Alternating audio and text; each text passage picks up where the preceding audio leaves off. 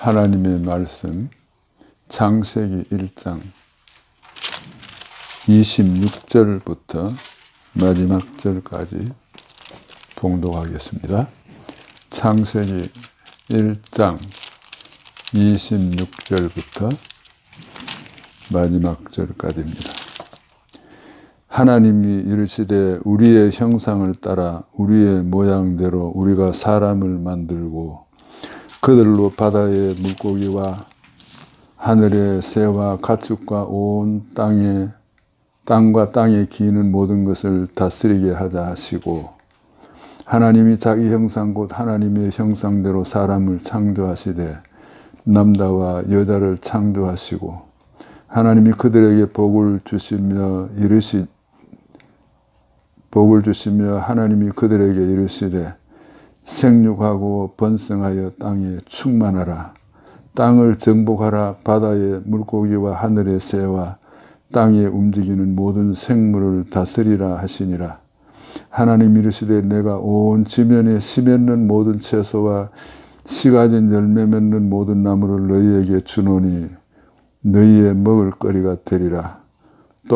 또 땅의 모든 짐승과 하늘의 모든 새와 생명이 있어 땅에 기는 모든 것에 개는 내가 모든 풀을 먹을 거리로 주노라 하시니 그대로 되니라. 하나님이 지으신 이 모든 것을 보시기에 심히 좋았더라.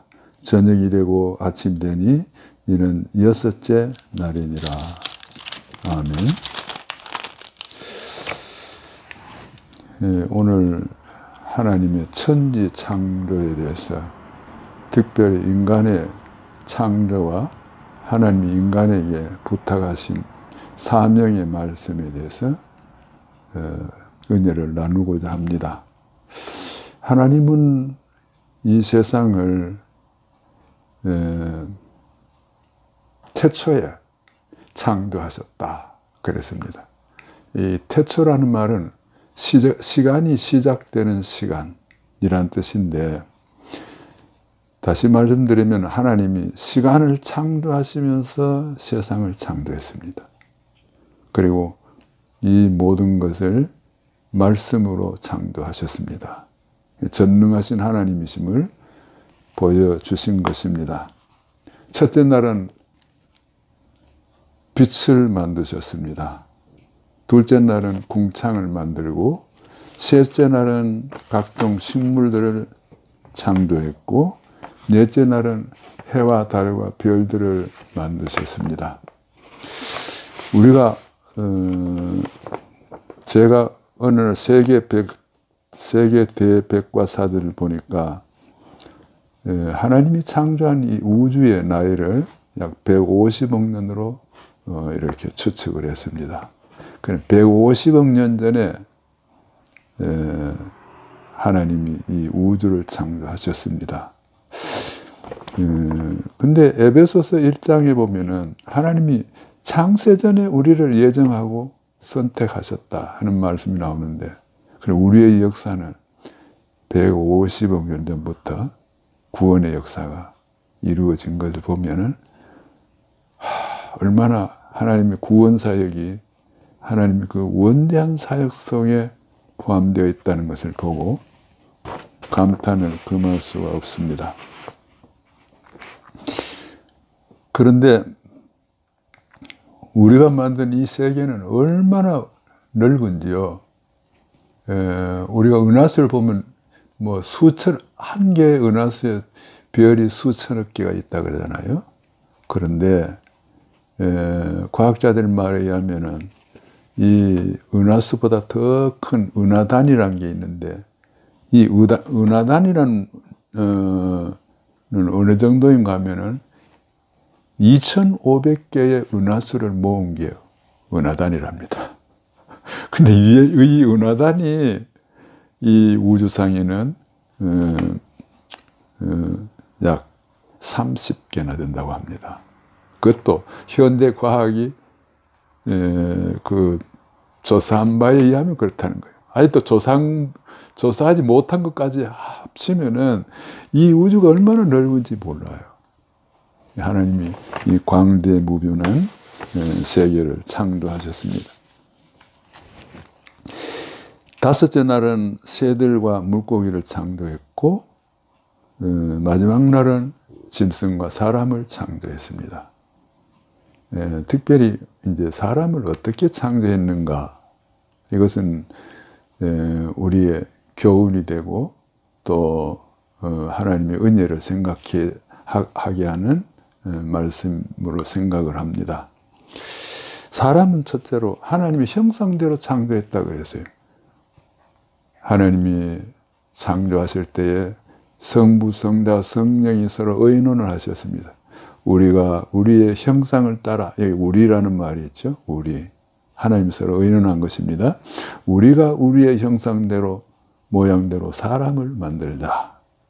그래서 인간은 하나님의 모양과 형상대로 창조했는데, 뭐 우리처럼 눈과 귀와 입을 만들다는 그런 뜻이 아니고, 하나님 형상은 에베소서 2장 24절에 보면은 의와 진리와 거룩함으로 창조했다 그랬습니다. 그러니까 하나님이 세상을 창조할 때에 사람은 본래 의롭고, 그리고 또 진리가 있고, 그리고 거룩함이 있었어요. 누가 안 가르쳐줘도 사람은 하나님을 알았어요. 그런데 이제 죄를 범함으로 하나님의 형상이 깨져버린 거예요. 그러니까 날 때부터 하나님도 모르고 그렇게 살아가는 것이 인생입니다. 그래서 예수를 믿음으로 새로운 형상으로 창조되면 하나님 형상이 회복이 됩니다. 그리고 하나님을 창조하신 것을 가만히 보면은 하나님의 그 사랑을 우리가 느낄 수가 있어요. 왜 그러냐 하면은, 만약에 하나님이 사람을 첫날에 만드셨다면 어떻게 됐을까요? 첫날에 해도 없고 빛도 없고 깜깜하고 태양만 하더라도 섭씨 6,500도가 된다는데, 이거 없으면은 사람이 나자마자 동태가 되겠죠. 그리고 또 식물도 없고 먹을 것이 없다면은 이거 얼마나 큰 재난이겠습니까? 사람이 숨도 못 쉬고 햇빛도 없고 이렇게 하면 우리 인생을 참 불행하게 될 수도 있었어요. 제가 어떤 날 비행기를 타고 외국에 여행을 가는데 비행기 속에 이렇게 계기가 나타나는데 온도가 이렇게 나옵니다. 바깥 온도 80도, 영하 80도. 그걸 보고 제가 깜짝 놀랐어요. 아, 내가 지금 바깥으로 나가면 바로 동태가 되겠구나. 근데 하나님은 천지를 창조하실 때 맨 나중에 창조하셨어요. 그래서 사람이 눈을 떠보니까 햇볕은 땡땡 내려지고 모래알은 반짝하고 공기는 신선하고 아름다운 여성은 옆에 있고, 얼마나 멋있게 세상을 창조했습니까?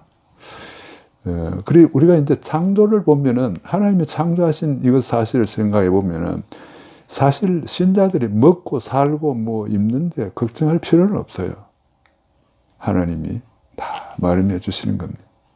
그래서 예수님은 마태복음 6장 31절 32절에 보면은, 그러므로 염려하여 무엇을 먹을까 마실까 입을까 염려하지 말라. 이는 다 이방인들이 구하는 것이라. 너희 천부께서 이 모든 것이 있어야 할 줄을 아시느니라. 우리 신자들이 천지 창조를 생각하면서 의식주의에 대해서 생각 안 하는 게, 하나님의 사랑을 생각하면서 믿음으로 살아가는 것이 필요합니다. 제가 아는 어떤 여자 선교사님의 대단한 간증을 저는 들었어요. 그 간증을 듣고 제가 깜짝 놀랐습니다. 그건 뭔가 하면요, 그 선교사님은 예수를 믿은 다음에 한 번도 무엇을 달라고 하나님 앞에 구하지 않았다는 겁니다. 그리고 더 덧붙이는 간증이 있다면은, 길을 가다가 아름다운 옷을 벗고 아 하나님 저 옷 참 예쁘네요. 그래 기도하면 하나님이 예쁜 옷을 준대요. 얼마나 신앙생활도 이렇게 재미있게 하는 분이 있어요. 우리 천지 창조하는 걸 보면은 사람이 뭐 걱정할 필요 있습니까? 하나님 다 마련해놓고 하나님 사람을 만들었는데 그리고 이 천지 창조에 사람을 만든 거에 대해서 에베소서 2장 10절에 보면은 우리는 그의 만드신 바라 그런 말을 했습니다. 우리는 그의 만드신 바라. 요 영어 성경에 보니까 we are workmanship으로 workmanship 작품이라는 거예요. workmanship of God. 우리는 하나님의 작품이라는 거예요. 또 다른 성경에 보니까 영어 성경에 보니까 we are masterpiece of God. 우리는 하나님의 걸작품이라는 거예요. 그리고 사람은 하나님의 걸작품으로 만들었어요. 종종 위대한 신앙의 인물들을 우리가 봅니다. D.L. 무디 같은 사람은 뭐 공부도 안 한 사람입니다. 근데 성경을 무릎 꿇고 백독을 하고 사람을 전도했는데요. 10,000명을 전도했어요. 대단하지 않습니까? 하나님의 작품입니다. 우리가 잘 아는 셰익스피어라는 인물은 그분은 초등학교도 졸업 안 했어요. 그의 공부하는 걸 문법 학교에서 한 6개월 공부했습니다. 그런데도 그분이 성경을 읽으면서 위대한 문학 작품을 쓴 겁니다. 이 걸작품이잖아요. 하나님의 걸작품. 또 우리가 잘 아는 그 설교의 황태자라고 하는 스푸얼전 목사도 대학을 졸업하지 않았어요. 근데 하나님이 만드시니까 세계에서 역사적으로 가장 훌륭한 설교자가 된 겁니다. 하나님의 걸작품. 근데 헬라어로 보니까 요 하나님의 작품을 포에마라고 표현했어요. 포에마라는 건 시라는 뜻입니다. 시. 하나님은 우리를 아름다운 시적인 작품으로 만들었다는 겁니다. 우리 사람은. 그래서 우리가 위대한 사람들 보면은 정말 시처럼 아름다워요. 제가 서울에 있는 어떤 기도원에 한 6개월 동안 연속 부흥회를 한 적이 있습니다. 부흥회를 했는데 그 부흥회를 6개월 동안 이렇게 하면서 어떤 여류 시인이 제 부흥회에 빠지지 않냐고 참석을 했습니다. 그분이 조규훈의 무슨 작품 있는가? 이렇게 해가지고 시를 써서 저한테도 줬어요. 근데 그분이 이런 말을 합니다. 그 부흥회를 다 끝나고 나서 목사님 설교 들으면 설교 속에 자꾸 시가 나타납니다. 그러게요. 왜 시가 나타날까요? 그래서 제가 그냥 마음속으로 생각하는 게 있습니다. 아, 내가 어렸을 때 문학 작품을 좋아하니까 그게 나도 모르면서 자꾸 나오는 모양이다. 근데 또 한편 이 에베소 2장 10절에 나오는 하나님의 작품, 하나님의 시라는 그 원어를 생각할 때 상당히 위로가 됩니다. 아, 나도 하나님의 작품이구나. 설교하는데 왜 시가 나옵니까? 여기서 우리는 우리 사람은 무한한 가능성이 있습니다. 하나님의 작품이기 때문에요. 하나님의 DNA가 우리에게 있습니다. 할 수 있어요. 위대한 하나님의 일을 할 수가 있습니다. 그 다음에 우리가 창세기 1장을 이렇게 볼 때, 하나님의 창조를 볼 때 순종의 아름다움을, 순종이 얼마나 아름답다 하는 것을 볼 수 있습니다. 빛이 있으라 하시면 빛이 있었어요. 순종했어요. 그 다음에 궁창이 있으라 그러니 궁창이 있고, 또 해와 달과 별이 있었어요. 물고기와 새들이 있었어요. 전부 말씀으로 이루어졌는데 하나님 보시기에 참 좋았어요. 근데 마지막에 이런 말이 있습니다. 다 창조해놓고 하나님 보시기에 심히 좋았더라.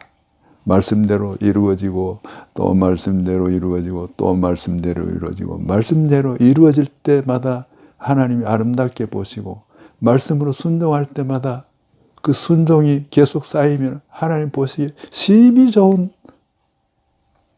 사람이 될 수 있다는 거예요. 신자들도요, 말씀 한 번 불순종하면 하나님 보시기에 안 좋아요. 근데 말씀을 순종하면 순종할수록 심히 아름다운 그런 신앙생활이 된다 하는 겁니다. 그리고 마지막으로 또 한 가지 생각할 것은, 하나님께서 창조된 인생에게 명령을 하셨어요. 땅을 정복하라는 겁니다. 땅을 정복하라. 이건 종교개혁자인 칼빈이 이건 하나님의 문화명령이라고 했어요. 문화명령. 뭐 쉽게 말하면은 땅을 정복하라는 것은 칼을 들고 나라를 정복하라 이 뜻이 아니고, 복음으로 세계를 변화시키라는 말이에요. 복음으로 세계를 변화시키라. 이것은 비단 목사나 전도자에게 준 명령만은 아니에요. 모든 사람에게 주시는, 신자에게 주시는 하나님의 명령입니다. 땅을 정복하라. 제 개인적인 간증으로는 저는 한 50년 동안 신문의 사설을 정독한 사람입니다. 지금도 신문의 사설을 눈여겨보고 있습니다. 그런데요, 제가 50년 동안 신문 사설을 본 가운데 가장 멋있는 사설 한 문장이 기억합니다. 그거는 제가 청소년 시절인데, 중고등학교 시절인가요? 그런데 박정희 대통령 시절에 기근이 비가 안 오는 가뭄이 오랫동안 지속이 됐어요. 그래서 제 기억으로는 우리 학생들도 물 동원하는 그 일에 작업이 되고, 공무원도 투입되고, 백성들, 기관장들도 전부 가뭄이 있으니까 어떻게 하면 이 물을 해결하려고, 그리고 전국의 모든 양수기들이 다 동원되고, 이렇게 이 가뭄을 해결하려고 노력할 때입니다. 그런데 계속 가뭄이 이렇게 왔습니다. 그러니까 제가 그때 보고 깜짝 놀랐는데, 어떤 신문 사설을 딱 보니까요, 이런 말을 합니다. 어떤 기자가 이래도 안 되고 저래도 안 되고, 그러니까 우리 모든 국민들 무릎을 꿇고 하나님 앞에 기도합시다. 제가 그 사설 보고 깜짝 놀랐어요. 야, 이렇게 멋있는 사설이 있나? 그래서 기자들도 하나님을 위해서 이렇게 멋있는 일을 할 수 있구나. 그런 거예요. 우리 복음을 전파하는 일에 목사, 전도자만 아니라 모든 사람이 다 할 수 있어요. 여러분의 자녀들 기자로 보내가지고 그렇게 훌륭한 말도 할 수 있어요. 제가 몇 년 전에 은퇴를 했습니다. 은퇴하면 저는 이제 끝난 줄 알았어요. 그런데 누가 목사님 설교 좀 이렇게 좀 들을 수 없습니까? 그래서 제 나름대로 연구하다가 이제 이 지금 유튜브 방송 설교를 하게 됐어요. 그리고 은퇴하면 끝난 줄 알았는데 뭐 신학교에서도 자꾸 청빙이더라고요. 그래서 복음을 전파하는 이런 일은 계속 되어야 되겠구나. 그렇게 생각합니다. 땅을 정복하라. 땅 끝까지 이르러 내 증인이 되라. 주님의 명령입니다. 기도하겠습니다.